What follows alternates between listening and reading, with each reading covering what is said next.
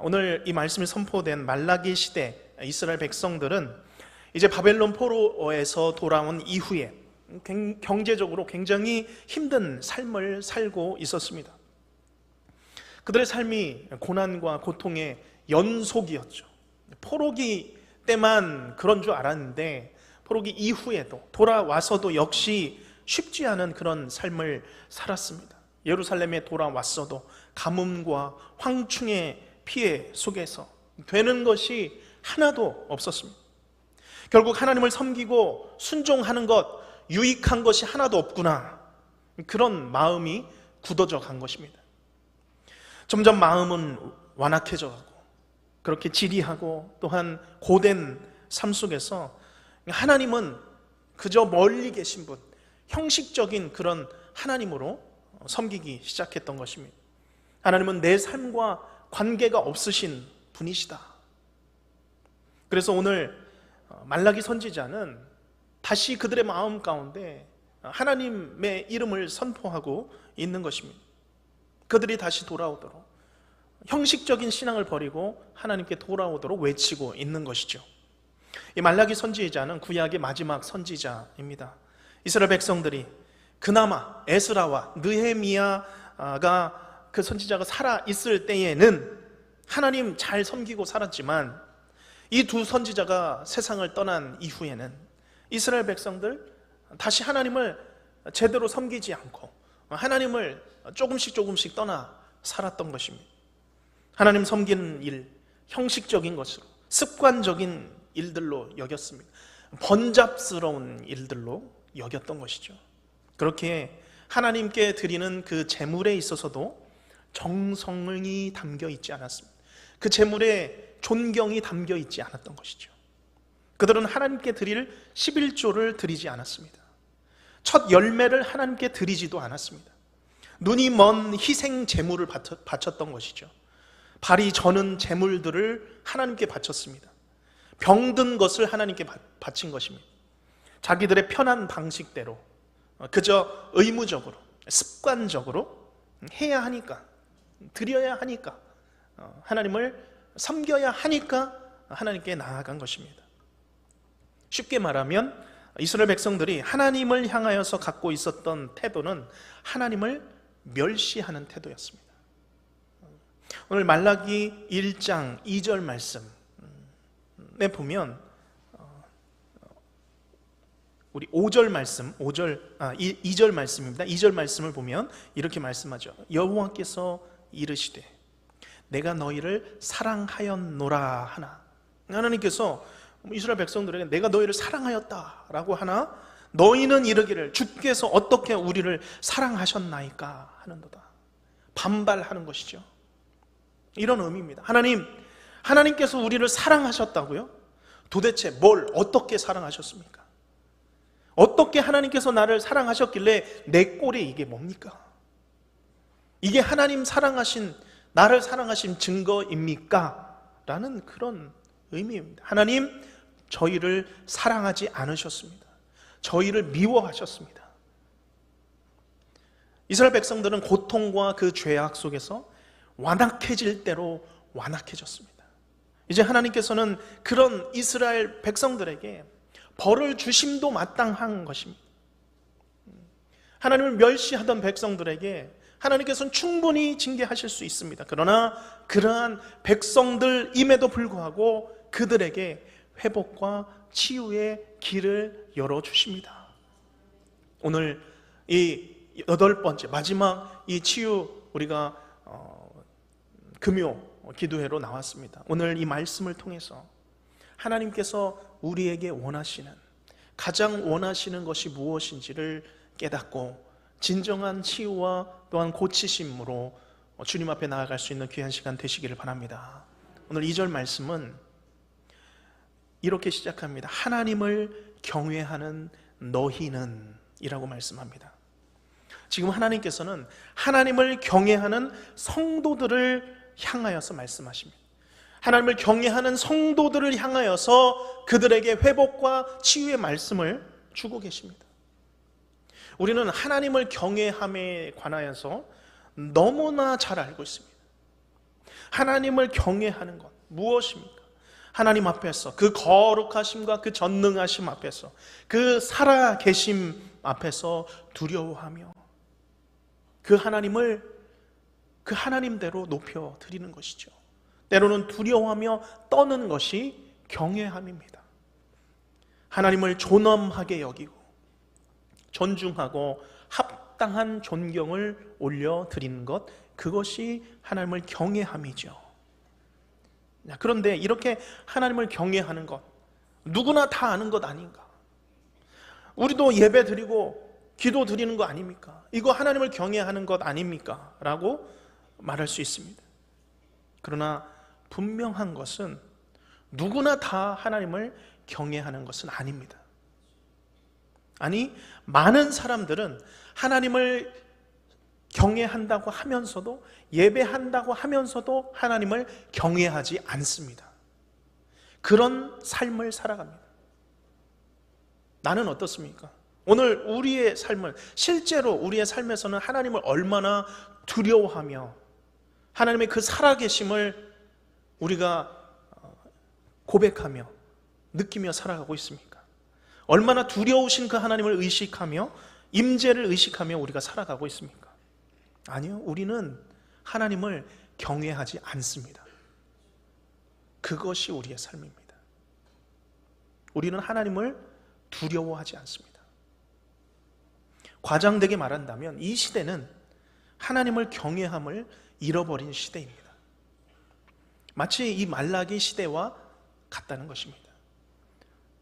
하나님 내 눈에 보이지 않으니 마음에도 없고 내 마음 진실한 마음으로도 섬기지 않고 하나님 믿지도 않고 그저 형식적으로 하나님 섬길 수 있다는 사실입니다.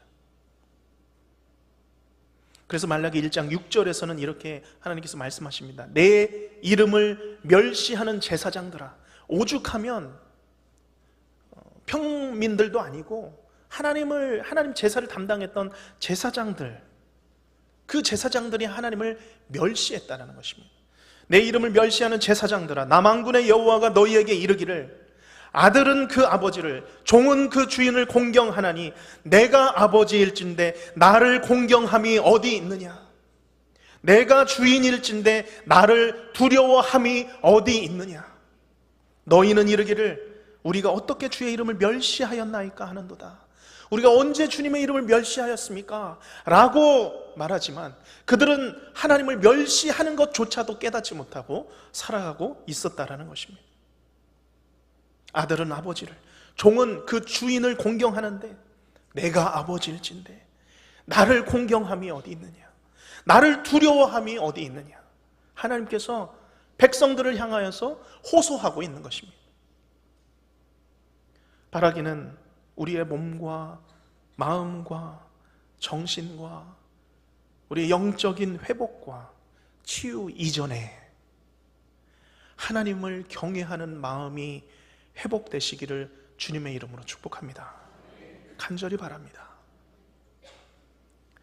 구체적으로 하나님을 경외하는 사람은 하나님과 우리와의 관계를 가로막은 이 죄에 대하여 예민한 사람들입니다. 우리가 고통하고 또 아플 때, 또 때로는 정말 인생의 커다란 길에 막혔을 때에 하나님의 그 치유하심을 구하며 나아갈 때 가장 먼저 떠오르는 것이 무엇입니까? 우리의 죄의 문제입니다. 우리의 당한 문제들이 혹 우리의 죄 때문이 아닐지라도 우리는 반사적으로 우리의 죄를 돌아보게 되어 있습니다. 우리의 삶을 돌아보는 것이죠. 내가 하나님 앞에 혹시 저지른 죄가 있지 않는가? 내가 하나님 앞에서 혹시 잘못 행하는 것은 있지 않는가? 살펴보는 것입니다. 왜 그렇습니까? 내가 가장 간절한 그때 내가 비로소 하나님 앞에 서 있기 때문입니다. 그래서 내 죄에 대해서 돌아보게 되는 것이고 내 죄에 대해서 예민하게 되는 것입니다. 하나님 앞에 서 있는 죄인의 올바른 반응입니다. 그래서 이사야 1장 18절 말씀은 우리를 하나님 앞으로 부르시는 말씀이죠. 여호와께서 말씀하시되 오라, 이리 오라, 죄인들아 이리 오라. 우리가 서로 변론하자. 너희의 죄가 주홍 같을지라도 눈과 같이 희어질 것이요 진홍같이 붉을지라도 양털같이 희게 되리라. 내가 희게 하리라 말씀해 주십니다. 주께서 우리를 부르시는 것이죠. 오라, 오라 부르십니다. 두려우시며 거룩하신 주님 앞에 나와서 그 모든 죄를 다 해결하시기 원하십니다. 오늘 우리가 주님 앞에, 하나님 앞에 고백하지 못한 그러한 죄와 그러한 죄의 모든 것들이 있다면 하나님 앞에 주의 보혈로 다 정결함을 받으시기를 바랍니다. 우리를 양털같이 희게 하시기 위하여서 준비하고 계십니다. 오라고 부르고 계십니다. 우리가 고백하기만 한다면 주께서 우리를 양털과 같이 희게 하실 줄로 믿습니다. 그러면 오늘 하나님을 경외하는 사람들, 그들을 부르시며 그들을 어떻게 회복하십니까?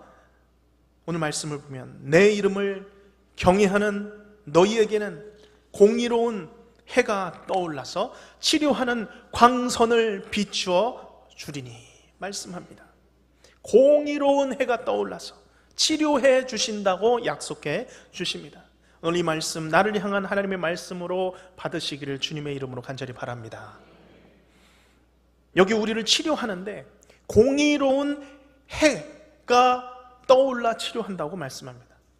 우리를 치료하는데 왜 공의로운 해가 떠오르는가 생각이 들 수 있습니다.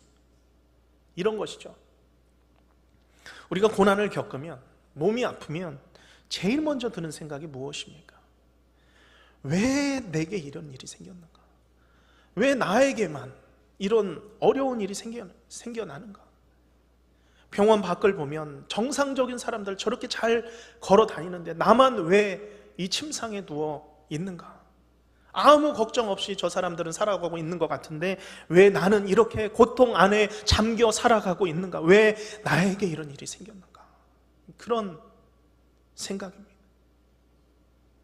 그것뿐만이 아니죠. 우리가 이 세상을 살다 보면 죄인들, 악인들 다 잘 되는 것 같아 보입니다. 거짓과 속임수를 쓰고 살아가는 사람들, 교만해도 위선을 떨며 살아도 승승장구하면서 살아가는 것 같습니다. 그런데 하나님 섬기며 살아간다는 나만 그 안에서 병들어가고 나만 죽어가는 것 같습니다. 공평하지 않는 것 같은 이 세상의 흐름 속에서 내 안에서 원망과 불평이 생겨나는 것입니다. 그러나 하나님을 경외하는 사람은 다른 것이죠. 하나님을 경외하는 사람들은 그것을 지켜봅니다. 믿음은 하나님의 이 공의가 결국 마침내 이루어질 때까지 지켜보는 사람이 바로 믿음이 있는 사람들인 줄로 믿습니다. 그것을 지켜보면서 나의 믿음을 굳건하게 지켜가는 것입니다. 그것이 믿음입니다. 그러면 하나님의 때에 하나님의 공의의 태양이 떠오르는 것입니다. 하나님의 뜻을 반드시 보여주십니다. 그 밝은 빛을 보여주시는 것이죠. 그때에 악인은 반드시 다 무너지게 되어 있습니다. 그것이 하나님의 공의로운 치료하심입니다. 무소불위의 권세와 힘을 가진 사람들, 영원할 것 같지만 영원하지 않습니다. 잠깐입니다. 하나님 편에서 그 악인의 형통은 영원의 관점으로 보면 순식간이죠. 눈 깜짝할 사이에 그냥 지나가는 것입니다. 반드시 그들은 심판을 당하고 말 것입니다. 그것이 오늘 4장 1절 말씀입니다. 만군의 여호와가 이르노라, 보라, 용광로 불같은 날이 이르느니 교만한 자와 악을 행하는 자는 다 지푸라기 같을 것이라. 그 이르는 날에 그들을 살라 그 뿌리와 가지를 남기지 아니할 것이로되 말씀합니다. 악인은 강한 강철과 같지만 하나님 앞에서는 지푸라기 같은 존재입니다. 뿌리채 뽑혀서 불타는 용광로에 던져지는 것입니다. 이것이 공의로 처리하시는, 공의로 치료하시는 하나님의 고치심, 치유하심인 줄로 믿습니다. 그러면 이 공의로운 해가 떠올라서라고 했는데, 이 공의로운 해는 무엇일까요? 어떤 에너지입니까? 힘입니까? 신약 성경에 보면 이 세례 요한의 아버지 이 사가랴가 그 공의로운 해에 관해서 언급합니다. 그런데 그 사가랴가 누구를 예언하죠? 예수님, 이제 곧 오실 그 예수님, 태어날 예수님. 누가복음 1장 78절 79절 말씀입니다. 이는 우리 하나님의 긍휼로 인함이라, 이로써 돋는 해가 위로부터 우리에게 임하여. 예수 그리스도께서 돋는 해가 되셔서 위로부터 우리에게 임하셨다는 것이죠.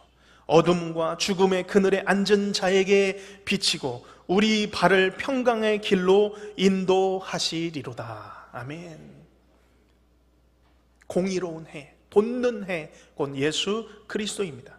예수님은 이 세상에 해와 같은 빛으로 오셨습니다. 태양빛같이 돋는 빛으로 비추는 그곳에는 어둠이 존재할 수 없습니다. 죄와 사망과 질병과 고통과 모든 흑암의 어두움이 의의 빛이 되신, 태양이 되신 이 예수님께서 오시게 되면, 그 빛이 한번 비추게 되면 모든 것들이 다, 모든 죄악들이, 어둠들이 다 사라져 버리는 것입니다. 우리가 하나님을 믿기 전에 그랬습니다. 우리가 예수님을 믿기 전에는 어두웠습니다. 늘 어두웠습니다. 항상 원망하고 불평하며 부정적으로 살았던 것이죠.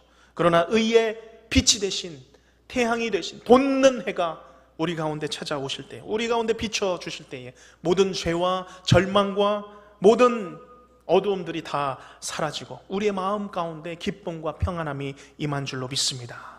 우리가 주 예수 그리스도를 의지하시길 바랍니다. 그 돋는 해와 같은 그 빛으로 비추시길 간절히 바랍니다. 그런데 더 놀라운 사실은 의의 태양 되신 그 예수님을 우리는 항상 모시고 살아간다는 사실입니다. 우리의 마음에 그 돋는 해와 같은 예수 그리스도께서 우리 마음 가운데 살아 계시는 줄로 믿습니다. 치료자 되신 예수 그리스도께서 우리 가운데 살아 계십니다. 치료하는 광선을 비추리니 너희가 나가서 외양간에서 나온 송아지같이 뛰리라. 외양간 송아지는 저는 본 적이 없습니다. 큰 소만 본 적은 있는데 외양간에서 송아지가 뛸 때 어떻게 뛰시는지 아시는 분들 많죠? 신나서 펄쩍펄쩍 무게 중심도 못 맞추고 뒤뚱뒤뚱 하면서 외양간의 송아지처럼 너희가 뛰리라. 예수님께서 우리의 치료자가 되어주실 때에 우리가 바로 이러한 치유와 또한 치료와 고치심의 역사를 우리가 받게 되는 줄로 믿습니다. 우리 안에 의의 태양 되신 예수님 모심으로 외양간 송아지처럼 뛰게 하여 주시옵소서. 우리를 괴롭혔던 모든 질병과 가난과 절망을 하나님 믿음으로 밟아 승리하게 하여 주시옵소서. 하나님 치료의 그 기적, 회복의 은혜를 오늘도 이 마지막 이 치료의 금요 집회를 통하여서 주님 얻게 하여 주시옵소서. 믿음으로 나아가시기를 간절히 바랍니다.